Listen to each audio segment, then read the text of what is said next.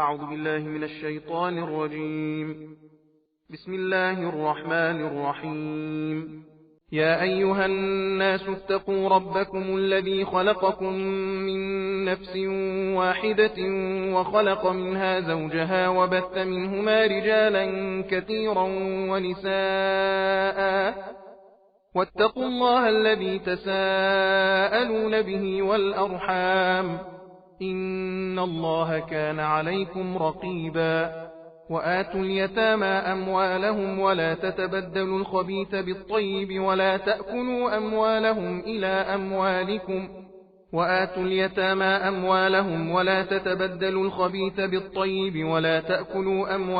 إلى أموالكم إنه كان حوبا كبيرا. وإن خفتم ألا تقسطوا في اليتامى فانكحوا ما طاب لكم من النساء مثنى وثلاث ورباع، فإن خفتم ألا تعدلوا فواحدة أو ما ملكت أيمانكم ذلك أدنى ألا تعولوا. وآتوا النساء صدقاتهن نحلة، فإن طبن لكم عن شيء منه نفسا فكلوه هنيئا مريئا. ولا تؤتوا السفهاء أموالكم التي جعل الله لكم قياما وارزقوهم فيها واكسوهم وقولوا لهم قولا معروفا. وابتلوا اليتامى حتى إذا بلغوا النكاح فإن آنستم منهم رشدا فادفعوا إليهم أموالهم ولا تأكلوها إسرافا وبدارا أن يكفروا.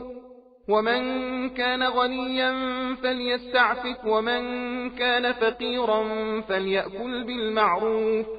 فإذا دفعتم إليهم أموالهم فأشهدوا عليهم وكفى بالله حسيبا. للرجال نصيب مما ترك الوالدان والأقربون وللنساء نصيب مما ترك الوالدان والأقربون مما قل منه أو كثر نصيبا مفروضا.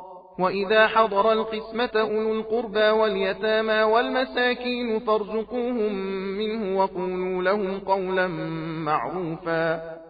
وليخشى الذين لو تركوا من خلفهم ذرية ضعافا خافوا عليهم فليتقوا الله وليقولوا قولا سديدا.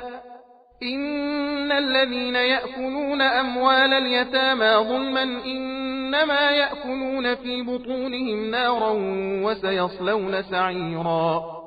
يوصيكم الله في أولادكم للذكر مثل حظ الأنثيين، فإن كن نساء فوق 2 فلهن ثلثا ما ترك، وإن كانت واحدة فلها النصف، ولأبويه لكل واحد منهما السدس مما ترك إن كان له ولد، فإن لم يكن له ولد وورثه أبواه فلأمه الثلث، فإن كان له إخوة فلأمه السدس من بعد وصية يوصي بها أو دين.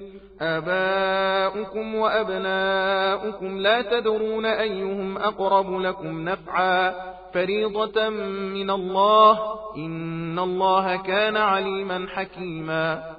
खुदा के नाम से शुरू करता हूँ जो बड़ा मेहरबान निहायत रहम वाला है। खुदा के नाम से शुरू करता हूँ जो बड़ा मेहरबान निहायत रहम वाला है। अय लोगों, अपने उस पालने वाले से डरो जिसने तुम सबको सिर्फ एक शख्स से पैदा किया, और वो इस तरह के पहले उनकी बाकी मिट्टी से उनकी बीबी हव्वा को पैदा किया, और सिर्फ उन्हीं 2 मियाँ बीवी से बहुत से मर्द और औरतें दुनिया में फैला दिए। और उस खुदा से डरो जिसके वसीले से आपस में एक दूसरे से सवाल करते हो, और कते रहम से भी डरो। बेशक खुदा तुम्हारी देखभाल में है। और यतीमों को उनके माल दे दो, और बुरी चीज माले हराम को भी भली चीज माले हलाल के बदले में न लो, और उनके माल अपने मालों में मिलाकर न चख जाओ, क्योंकि ये बहुत ही बड़ा गुनाह है। और अगर तुमको अंदेशा हो कि निकाह करके तुम यतीम लड़कियों की रखरखाव में इंसाफ न कर सकोगे, तो और औरतों से अपनी मर्जी के मुआफिक 2-2 और 3-3 और 4-4 निकाह करो।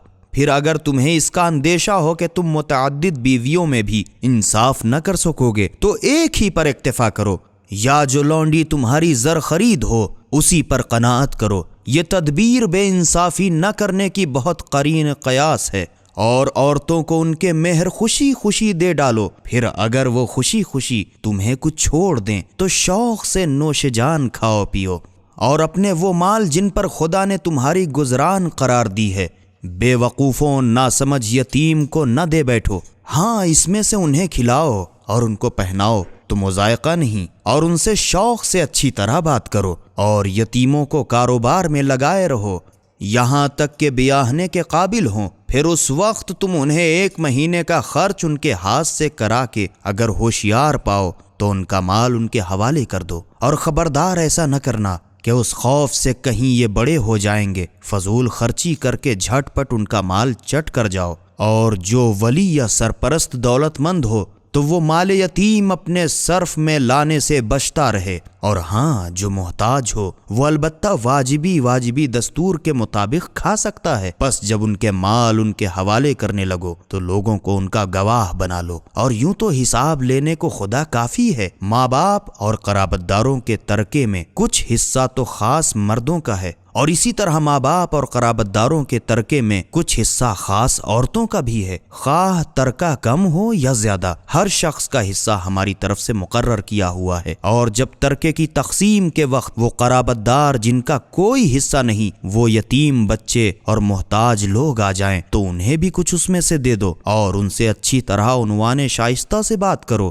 اور ان لوگوں کو ڈرنا اور خیال کرنا چاہیے کہ اگر وہ لوگ خود اپنے بعد ننھے ناتواں بچے چھوڑ جاتے تو ان پر کس قدر ترس آتا۔ بس ان کو غریب بچوں پر سختی کرنے میں خدا سے ڈرنا چاہیے، اور ان سے سیدھی طرح بات کرنی چاہیے۔ جو لوگ یتیموں کے مال ناحق چٹ کر جایا کرتے ہیں وہ اپنے پیٹ میں بس انگارے بھرتے ہیں، اور عنقریب واصل جہنم ہوں گے۔ مسلمانوں، خدا تمہاری اولاد کے حق میں تم سے وصیت کرتا ہے کہ لڑکے کا حصہ 2 لڑکیوں کے برابر ہے، اور اگر میت کی اولاد میں صرف لڑکیاں ہی ہوں 2 یا 2 سے زیادہ تو ان کا مقرر حصہ کل ترکے کے 2/3 ہے، اور اگر 1 لڑکی ہو تو اس کا آدھا ہے، اور میت کے ماں باپ ہر ایک کا۔ اگر میت کی کوئی اولاد موجود نہ ہو تو مال متروکہ میں سے معین خاص چیزوں میں 6واں حصہ ہے، اور اگر میت کی کوئی اولاد نہ ہو اور اس کے صرف ماں باپ ہی وارث ہوں تو ماں کا ایک معین خاص چیزوں میں 1/3 ہے اور باقی باپ کا۔ لیکن اگر میت کے حقیقی یا سوتیلے بھائی بھی موجود ہوں تو اگرچہ انہیں کچھ نہ ملے گا، اس وقت ماں کا حصہ 6واں ہی ہوگا، اور وہ بھی میت نے جس کے بارے میں وصیت کی ہے اس کی تعمیل اور ادائے قرض کے بعد، تمہارے باپ ہوں یا بیٹے۔ تم تو یہ نہیں جانتے ہو کہ ان میں سے کون تمہاری نفع رسانی میں زیادہ قریب ہے، پھر تم کیا دخل دے سکتے ہو؟ حصہ تو صرف خدا کی طرف سے معین ہوتا ہے، کیونکہ خدا تو ضرور ہر چیز کو جانتا ہے اور تدبیر والا ہے۔ سبیل قرآن، ہدایت کا راستہ۔